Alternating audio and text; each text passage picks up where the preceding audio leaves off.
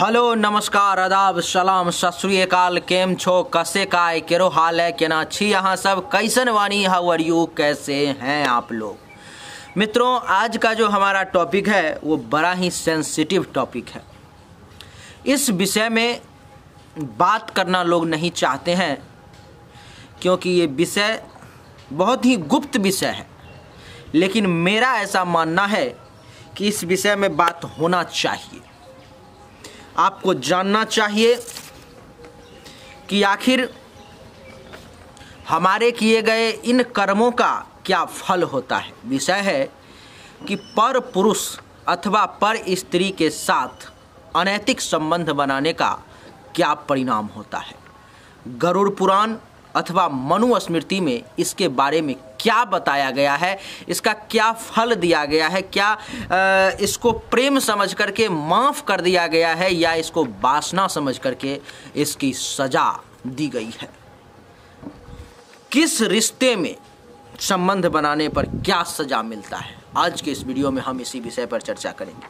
चर्चा तो मैं भी नहीं करना चाह रहा था, लेकिन कुछ लोगों का इतना ज़्यादा दबाव आया, रिक्वेस्ट आया मेरे एक खास मित्र का, जिन्होंने कहा कि इस विषय में आपको चर्चा करना चाहिए। आपके पास प्लेटफॉर्म है जिसके माध्यम से आप अपनी बात लोगों तक पहुंचा सकते हैं, आप उनको बता सकते हैं कि ऐसा करना कितना गलत है और उनको किस पोजीशन तक लेकर के जा सकता है। मैं उनका नाम नहीं लेना चाहूँगा क्योंकि उन्होंने अपना नाम लेने के लिए मना किया है। मित्रों, आज के समय में एक शादी करना, उसको तोड़ के दूसरी शादी करना, तीसरी शादी करना, ऐसे ही किसी के साथ लिविंग रिलेशनशिप में रहना, ये एक फैशन बन गया है। फैशन है ये, कि इसको सीरियसली नहीं लिया जा रहा है। इसको समझा जा रहा है कि ऐसे ही मुझे आपसे प्यार है तो फिर है, लेकिन ये सही नहीं है। मित्रों, मनुस्मृति में बताया गया है कि जो भी पुरुष अपनी काम वासना के वशीभूत होकर किसी भी पराई स्त्री के साथ संबंध बनाता है, उसको अगले जन्म में, परलोक में, जब वो मरता है, इस जन्म में जो उसको दुख होता है सो तो होता है, वो तो जीरो है, लेकिन जब वो मरता है तो परलोक में उसे अपने लिंग को, अपने योनि को काट करके अपने हाथों से और उसको दक्षिण और पश्चिम दिशा की ओर तब तक चलते रहना पड़ता है, तब तक चलते रहना पड़ता है जब तक उसकी मृत्यु न हो जाए। ये विधान है, ये बताया गया है। इतना ही नहीं, उस व्यक्ति को कई जन्मों तक अपने सिर पर में अपने लिंग का निशान बना करके घूमना पड़ता है। उसके सिर पर में बना दिया जाता है, मस्तिष्क पर में वो निशान उसके लिंग का, योनि का, और उस निशान को लेकर के वो कई जन्मों तक अलग अलग जगहों पर में, अलग अलग लोक में भटकता रहता है। उसके आत्मा को शांति नहीं मिलती है और जहाँ पर में भी वो जाता है, लोग उसको देख करके हंसते हैं, उसका मजाक उड़ाते हैं और उसके कुकृत्य का, कहा जाता है ना कि मेरे सिर पर में कुछ लिखा हुआ है, जैसे लोग कहते हैं कि मेरे सिर पर में सी लिखा हुआ है क्या, तो उस प्रकार से उसके सिर पर में, उसके मस्तक पर में, ललाट पर में योनि का, लिंग का साइन बना दिया जाता है। और उसको कहा जाता है कि तुम भटकते रहो जब तक उसके कर्मों का फल नहीं मिल जाता, जब तक उसके किए गए कुकृत्यों का उतना अपमान उसको प्राप्त नहीं हो जाता, तब तक उसको भटकना पड़ता है। और अगले जन्म में जब वो जन्म लेता है तो उसके ललाट पर में मनुष्य जन्म अगर उसको बाई चांस मिल गया, अथवा अगर किसी भी जीव का जन्म मिल गया, तो उसके मस्तक पर में गौर से देखने पर में आपको उस चीज़ का निशान दिखाई देगा। उसके सिर पर में लिंग अथवा योनि का निशान बना रहता है। ये विधान है, मनुस्मृति में बताया गया है। मित्रों, ऐसे शास्त्रों की माने तो स्त्री और पुरुष दोनों को इस काम में समान का दोषी माना गया है, समान का भागीदार माना गया है। ऐसा नहीं है कि पुरुषों के साथ कठोरता बरती गई है और स्त्रियों को छोड़ दिया गया है, ऐसा बिल्कुल भी नहीं है। वो स्त्री हो अथवा पुरुष हो, अगर उसने अनैतिक संबंध बनाए हैं, काम वासना के वशीभूत होकर के उसने ऐसा किया है, तो मैं आपको बता दूं कि उस दोनों को उस जीवात्मा को, क्योंकि हम लोग सोचते हैं कि ये शरीर जब खत्म हो गया तो आत्मा है, आत्मा को तो कोई कुछ नहीं कर सकता। ये सच है कि आत्मा को कोई कुछ नहीं कर सकता, लेकिन इस शरीर को जलने के बाद, मरने के बाद हमारा एक सूक्ष्म शरीर तैयार होता है। हम जैसे ही मरते हैं हमारा आत्मा बाहर निकलता है और वो एक सूक्ष्म शरीर में रहता है, और उस सूक्ष्म शरीर को, वो सूक्ष्म शरीर जैसे कि अगर मेरा है, राजा मिश्रा का है, तो वो सूक्ष्म शरीर राजा मिश्रा का है, और राजा मिश्रा ने जो पाप कर्म किए हैं अथवा जो पुण्य कर्म किए हैं उसका फल वो सूक्ष्म शरीर भोगता है, और राजा मिश्रा को उसका एहसास होता है कि ये मुझे प्राप्त हो रहा है। उसको ऐसा नहीं लगता कि मेरा ये शरीर नहीं है, नहीं, उसको उस शरीर का भोगना पड़ता है। तो ठीक है, उसी प्रकार से वो स्त्री हो अथवा पुरुष हो, जो भी ये अनैतिक काम करता है उसको अग्नि के दहकती लोहे का एक खंभा बना रहता है और उसमें उसको चिपका दिया जाता है, सटा दिया जाता है, बांध दिया जाता है उससे, और तब तक बांधे रखा जाता है जब तक कि उसका वो शरीर जल नहीं जाता है, सूक्ष्म शरीर। उसको अपने पाप किए गए कर्मों को याद करके जब तक वो रोता रहता है, जब तक उसको किए गए कुकर्मों का पूर्ण रूप से उस जीवात्मा को फल नहीं मिल जाता है, तब तक उस शरीर को वो जलने भी नहीं देते पूर्ण रूप से, उसको भस्म भी नहीं होने देते हैं। और जब ऐसा हो जाता है उसके बाद फिर उस जीवात्मा को उसके कर्म के अनुसार दूसरा जन्म प्राप्त हो जाता है। अब उसको दूसरा जन्म में क्या कैसे बनना पड़ता है, आइए उसके बारे में चर्चा करते हैं और आपको वो बताता हूँ। मित्रों, गरुड़ पुराण में बताया गया है कि जो स्त्री अपने पति को छोड़कर किसी अन्य पुरुष के साथ इस तरह के संबंध बनाती है, उसे धधकते अग्नि के धधकते कुंड में तो फेंक ही दिया जाता है। उसको इस प्रकार की सजा तो मिलती ही है, तब तक उसके आत्मा को, जीवात्मा को, उसके शरीर को, सूक्ष्म शरीर को जलाया जाता है, तपाया जाता है, जब तक कि उसके किए गए पापों का पूर्ण रूप से फल उसको नहीं मिल जाता है।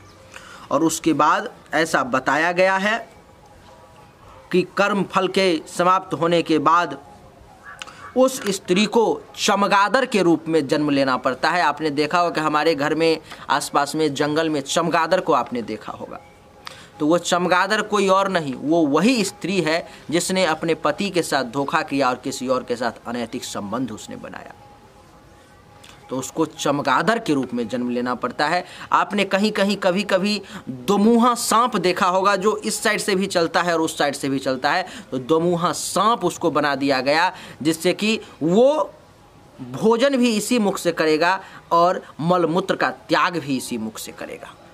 दोमुहा सांप उसको बना दिया गया। इसके अलावा छिपकली के रूप में उसको जन्म लेना पड़ता है, और छिपकली के रूप में जन्म लेकर के उसको अपना जीवन व्यतीत करना पड़ता है, समय निकालना पड़ता है। ये उसके कर्म की सजा होती है। ये सजा उस स्त्री को मिलती है जिसने अनैतिक संबंध बनाए अपने पति को छोड़कर के किसी और पुरुष के साथ।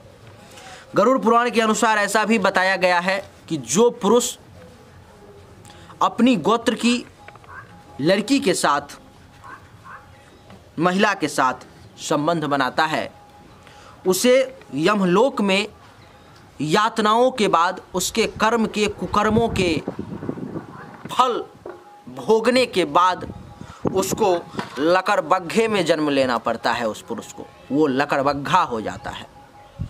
लकड़बग्घा ही नहीं, उसको शाही के रूप में जन्म लेना पड़ता है। उसके पूरे शरीर में कांटा हो जाता है जिसको कोई छू भी नहीं सकता है। शाही के रूप में जन्म लेना पड़ता है उसको।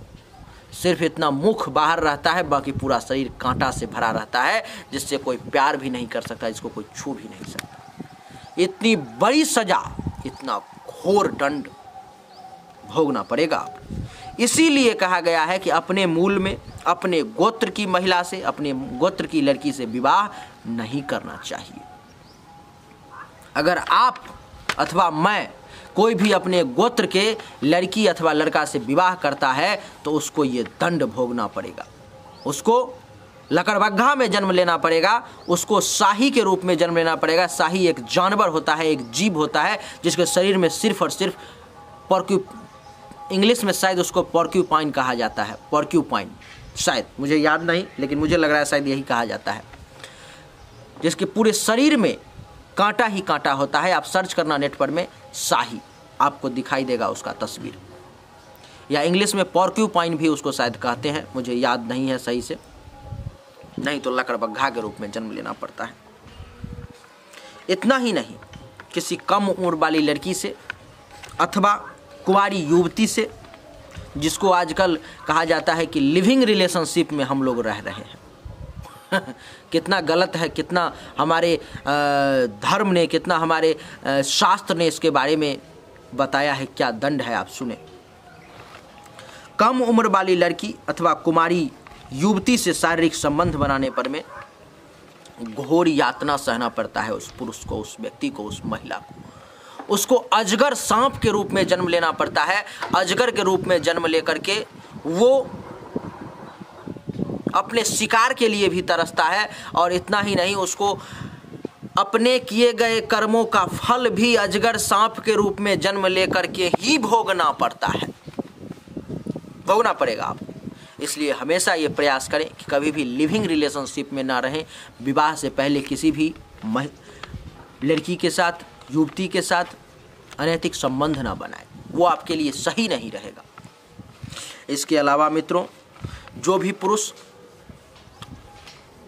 अथवा स्त्री अपने मित्र के पति अथवा पत्नी के साथ छल करके, विश्वासघात करके अनैतिक संबंध बनाता है, उसको गदहा के रूप में जन्म लेना पड़ता है। और गदहा के रूप में जन्म लेकर के उसको इतना काम करना पड़ता है, इतना काम करना पड़ता है, इतना किए गए कर्मों का फल उसको भोगना पड़ता है कि वो अंदाज़ा भी नहीं लगा सकता। ये भी समझने की उसके पास क्षमता नहीं होती है कि उसने कितना भोजन कर लिया और कितना भोजन और करना है। उसको गधे के रूप में जन्म लेना पड़ता है मित्रों। तो ये कुछ बातें थी जो हमने आपको बताई। हमारे पास विशेष रिक्वेस्ट आया था, विशेष रिक्वेस्ट पर में हमने ये वीडियो बनाया कि पर स्त्री अथवा पुरुष के साथ अनैतिक संबंध बनाने का क्या परिणाम होता है, इसलिए हमने आपको बताया। उम्मीद करता हूं कि अब आप समझ चुके होंगे इसके बारे में, और अगली बार से आप ऐसा नहीं करेंगे। जब मैं इसे पढ़ रहा था रूह तक कांप गई, पढ़ा ही नहीं, मैंने इसे लिखा भी, लिख करके नोट्स तैयार किए। 10, 15, 20 पन्ना पढ़ने के बाद इतने नोट्स मैंने तैयार किए, ये लिखा और ये लिखा, और फिर मैं आपको बता रहा हूँ। इसलिए हमेशा यही प्रयास करें कि ऐसा आप ना करें तो बेहतर रहेगा, नहीं तो कुछ क्षण के आनंद के लिए आप जन्म जन्मांतर के पाप में घिर सकते हैं। और इस जन्म, ये कलयुग है, कलयुग में कहा गया है कि अगर आप एक बार पुण्य करते हैं तो उसका आपको 4 गुना प्राप्त होता है। नहीं, अगर आप एक बार पाप करते हैं तो उसका आपको 4 गुना फल भोगना पड़ता है, और अगर आप 4 बार पुण्य करेंगे तो आपको 1 बार फल की प्राप्ति होगी। 400 रुपये दान करेंगे तो 100 रुपये की फल की प्राप्ति होगी। 4 ब्राह्मण को भोजन कराएंगे तो 1 ब्राह्मण के भोजन कराने का फल आपको प्राप्त होगा।